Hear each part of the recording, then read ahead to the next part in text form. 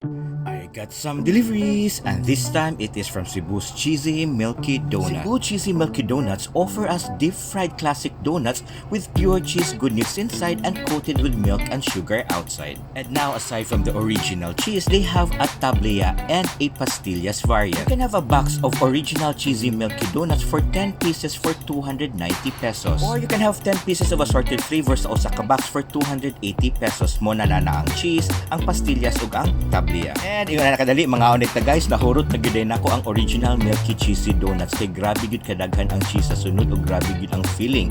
And now I am trying the tablea, and if you have noticed, grabe sa gyud ang filling as like actually siksik gyud kaayo. And now I am trying their pastillas. So try to imagine mura og yema nga naa sulod sa donut. So sugar on sugar pero worth it siya. But of the three flavors, ang akong favorite kay ang tablea because ang tablea medyo bitter, then sweet kaayo ang donut, so perfect gyud kaayo. Then again guys, always remember to eat in proper proportions, and of course to brush your teeth after eating, and lastly to follow me on all my social media accounts, and let us continue to stay safe, stay healthy, and just keep smiling. Bye bye!